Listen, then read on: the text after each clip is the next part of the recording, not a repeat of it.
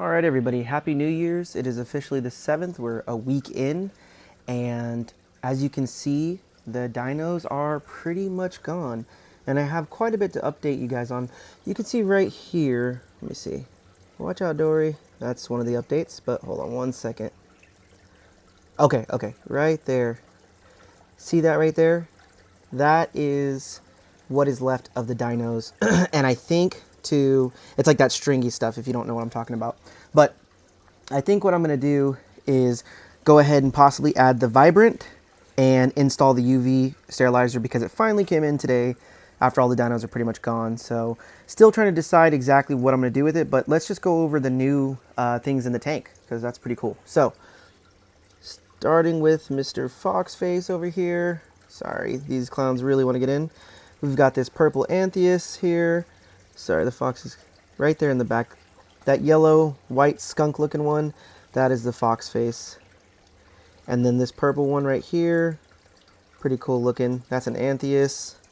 And then obviously you guys have already seen Dory, blue Hippo Tang. And then we have the 6-line. So that guy's going to clean up all the little pests, all the little white spots you see on the back of the wall.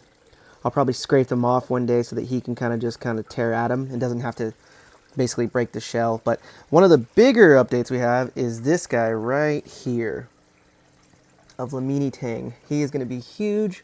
I do know that, so before anyone gets in the comments and starts attacking me, telling my tank's too small, my tank is definitely not too small right now. And I do plan to upgrade to about like a 220, maybe I don't know the exact size. It's going to be over 180 gallons for sure. So whenever we need that for this guy, that's hopefully when we'll do the update.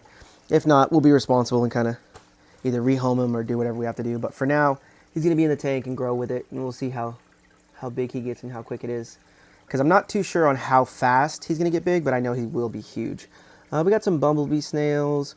We had some red OGO. I did take some more macroalgae. The reason it's in the tank is just so that the tangs can kind of chow on it. And, you know, we have the clip as well over here to feed. But I like to just put it in there. It doesn't look too bad, in my opinion, for the display.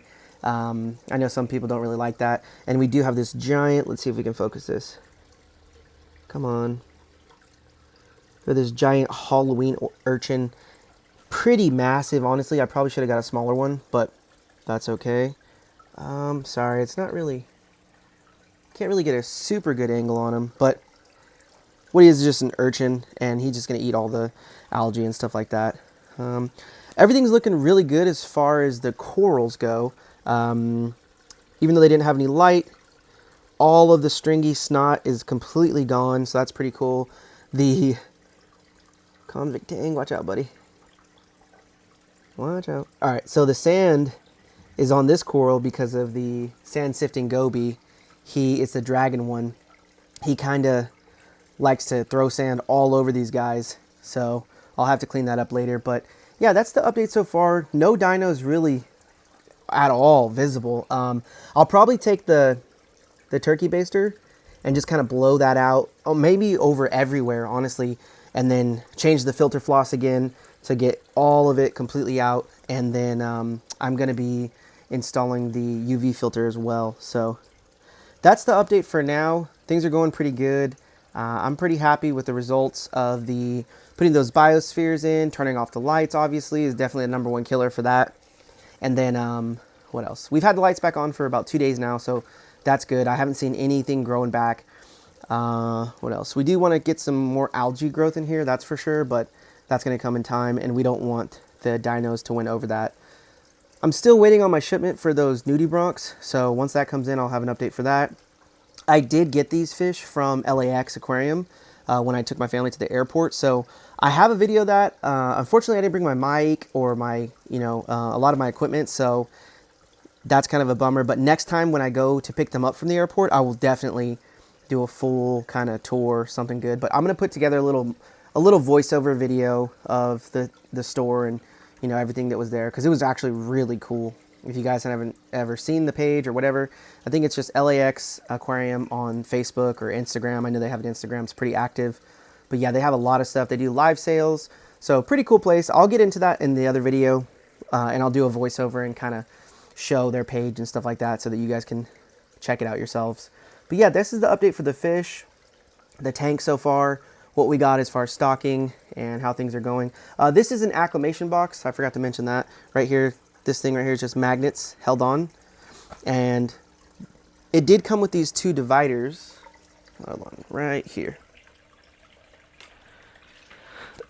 So I had all of the fish in there, and it just divides it evenly right here. You can see the little slits.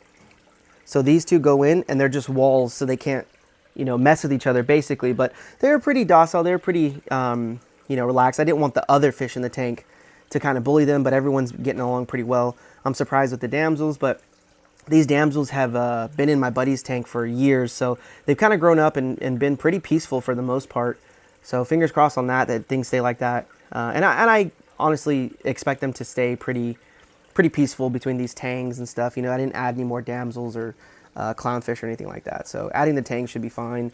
This purple anthias is really cool to look at. Hangs out, eats a lot, so I've been feeding a little bit more, and hopefully that's going to help with the nutrient balance for the dinos as well too. Got a little bit of OG in the wave maker stuck there, but yeah, that's just for these guys to kind of graze on, because I do have 1, 2, 3, 4 tangs now. I'm going to make sure I keep up on the algae clips for them, especially because we don't have a bunch in the tank, and that's something that you need to kind of take into consideration whenever you're adding tangs, especially multiple tangs. You know, how much algae is in the tank so that you can provide enough for them to eat, because these guys graze all day. So what I do is I have little algae pellets that I put in. They sink to the bottom. I have these algae, this clip I'll replace every single day and put a little sheet of nori. They've got macro algae in here. I'll put some of the Kato in there if I have to, if I'm running out. What else? And then they have these little balls right here. They sink, and they are made of like algae.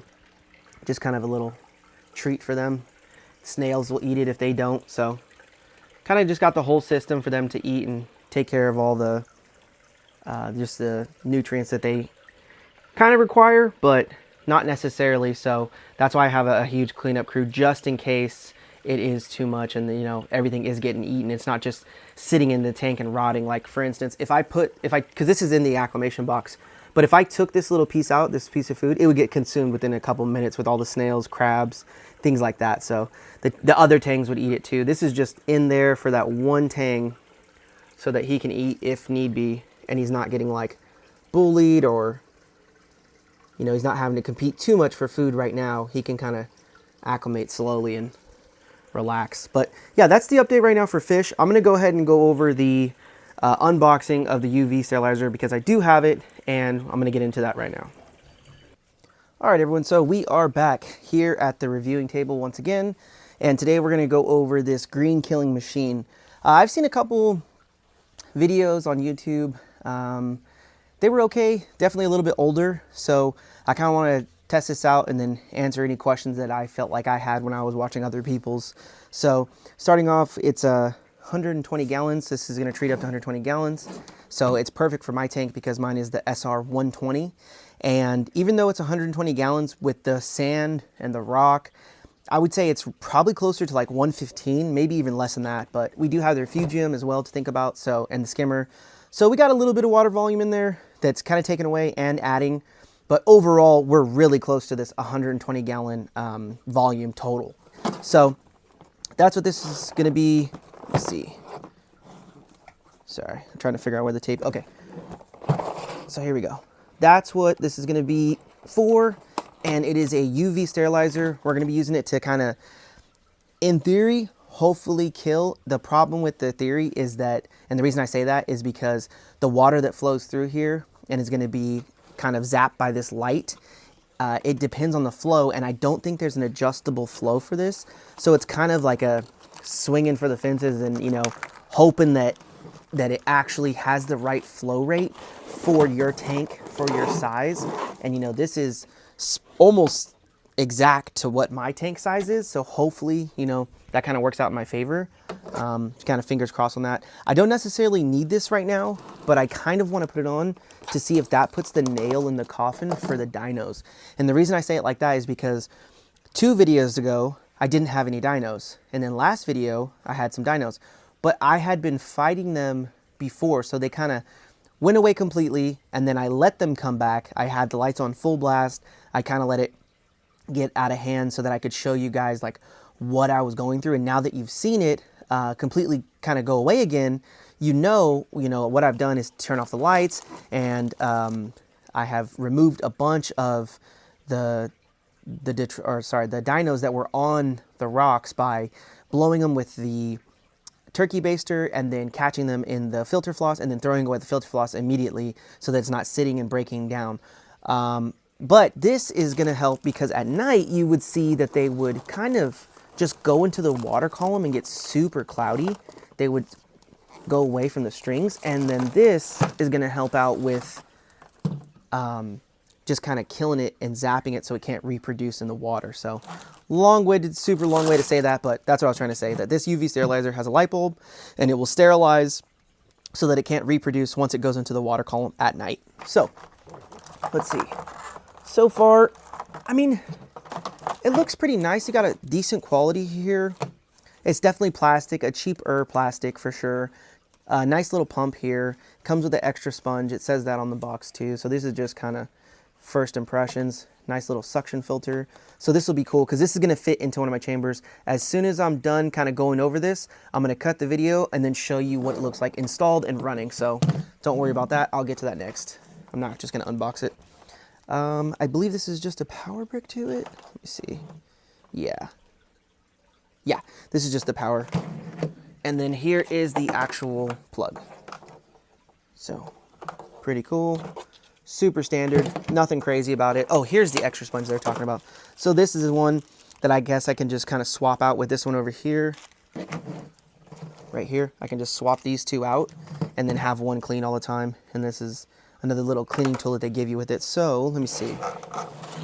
What else can we do with this? I don't know if it comes apart. I don't think it comes apart. Yeah, I know this comes out, obviously, right? And we'll replace the sponge. Nice little filter. Kind of cool. What else? Yeah, this is going to attach. Can this come out? Oh yeah, it does. Okay. So here is the pump, and it is not adjustable from what I can see. Yeah, not adjustable. So if it's not kind of taking care of your problem, whether that may be ick, which that's a whole nother thing we can get into, but not right now. If this is for dinos and it's not taking your problem, you might want to get one with an adjustable pump. And now looking at this, honestly, you might be able to just get a different pump and kind of plumb it to here. So that's something to think about. I never really noticed that when I was watching other videos, but yeah, this can come out and then you can keep the, yeah, because they're separate plugs. So you could plug in a pump, plumb it to here to the speed that's adjustable, like a little DC Mighty Jet pump that comes with these Innovative Marines. They're pretty cheap. So you could get one of those and then you could plumb it into here with some PVC or maybe just a tube, honestly. All right, I'm back. Sorry about that. My phone ran out of storage and it keeps happening in the middle of these videos, so I'm gonna have to delete and make sure that I have space before I start them. But anyways, the point that I was making was these pumps can kind of be replaced. It's super easy to just put a different kind of pump on here or even here too. So all this is removable, pretty easy, and it's gonna go in through here and out through here. So pretty cool, pretty simple little setup, but I'm gonna get this hooked up and put in the tank, and then you guys can see that. These suction cups and these suction cups are gonna go on the back wall. And then on the instructions, it says that the minimum water level should be like right above the pump itself. So I'm gonna put it to probably about like right here where it's not disturbing and causing a lot of salt creep because I don't want it to flow out, but you guys will see that in a minute. Pretty basic, simple. The one thing that I would say that is probably gonna suck about this, I didn't think about until literally right now. Once the bulb goes out, I think, I'll have to look into it. I was looking in the instructions right now, but I think, yeah, I don't know if you can take this apart. I think that you have to get a new unit, which sucks because at that point, when you're going to replace this whole unit, something to think about for future proofing is you might want to just buy a more expensive one and plumb it all and do all the work, because this is just making it easy for me. It's plug and play right now. But later, it might be better to just invest in something for like, you know, $200 or something like that. Probably double the price of this, but you buy it once and then you can replace the bulbs. This thing, I don't think you can replace bulbs. And even if you can, it'll probably be hard to find a bulb for this. So I'll look into that later and probably leave it in the comments or something. But let me go ahead and install this. And it also says to clean it too. So it says just to keep this in cold water, or not cold water, clean water for a little bit, submerge it, run it, and then you can put it into your tank. And also keep it in to where the bubbles are completely out. So that's just something to keep in mind if you do end up getting one too. Okay, so we had a small issue. As you can see, the cords are kind of running in through here. Let me see if I can zoom in. There's the head of the pump right over here. Sorry. This is kind of rough. Okay, so right here is the head of the outlet, and then the inlet is going to be right here, so it should be fine. But I had to put it laying down kind of horizontally instead of vertically. There's nothing about the instructions that says it can't be horizontally. So if you guys know anything about that, please let me know in the comments. But yeah, I think that should be okay. And then I had to just turn right here, the head. It was sticking in towards this wall. So all I did was just kind of turned it from this way. Sorry. I turned it this way and then faced it up so it would be spitting kind of out. I could turn it the other way to kind of be going down, which might be better for flow. But overall, this is the adjustment I had to make. I don't want to put it in the actual tank. I might do that later, so we'll see, but it does not fit, just so you guys know if you're thinking about getting it, it does not fit in this chamber, which is where I was going to put it. There's the first chamber, second one, it sticks out like this much. So yeah, unfortunately it won't fit there. I'm going to get it turned on here real quick, but yeah, that's pretty much it for now. So I'll keep you guys updated and we'll see how it goes. Alright everyone, so just want to do a quick little outro so you guys can see the fish one more time and how everything's kind of going. This is just shaded because of the acclimation box, and you can see a couple of my bumblebee snails. I like to get some here and there. They're kind of expensive for how small they are, but they're helpful because they can eat little flatworms or tube worms, whatever they're called, in the back of the tank. So I just like to have them around for pests, things like that.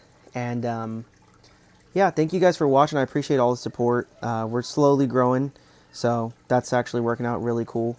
And yeah, I just wanted to show you guys what we got. I'll probably be letting this guy go here pretty soon, if not tonight when the lights are all off, so they can fully kind of get used to each other. I mean, I don't think anything's going to be aggressive. If anything, it would be these guys, but they've been pretty cool lately.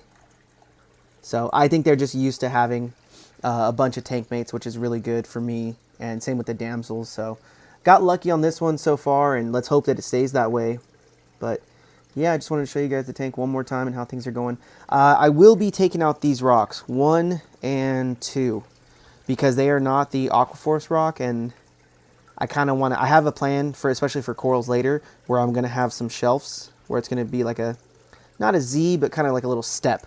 So it'll start off here and then kind of ledge down from island to island with the main 3 that I put in originally. So we have 1, and then we want a little shelf going across, 2, and then a shelf going across, and then 3. So that's going to be the update, or the plans for later. And then once I do that, I'll show you guys, and then that'll kind of clear up where you can see the frag racks pretty well in the back. So, and I might move those too in time, we'll see. But I did want to give it also, I forgot completely, but I want to give a little update on these things right here, the outlets, the spin streams. Those things are silent as can be. The only thing that is making noise in this tank right now is water from the overflow and a little bit from the refugium over there. But that is it. These things are silent. So I did give an update and let you know that they're super loud, and everyone's saying they have a break-in time. Trust the process on that one. If you guys are interested in getting those things, trust the process. Let it, you know, it sounded like a railroad in the not in the beginning, but like after a day or two.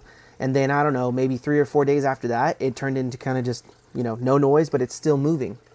So overall, it sucks that they're loud for a little bit, but kind of just wait it out because they're really cool. The fact that it's got random flow just going across the front to back of this tank, and you don't have to pay for anything extra. I mean, technically this is extra, but what I'm saying is, like, you don't have to have any more plugs. You don't have to have any more wave makers necessarily. You know, you already have the pumps that's from your return, so you might as well put these things on, and now you got some kind of action, some kind of movement, some turbulence going on. But that's just my food for thought right there on that. These things are really cool, and I was kind of skeptical because of the noise, but at this point, the loudest thing on this tank is the water itself going into the back chamber, so nothing crazy about it at all. But yeah, so that's everything, guys. I hope you guys enjoy. If you guys have any comments, please leave them down in the comment section and let me know what you guys think about the tank, or any comments about the fish selection, or any experiences you might have. This is my first experience with the Vlamini tank, so really looking forward to this guy. Super cool. But alrighty, guys. Peace out. I'll see you guys in the next one.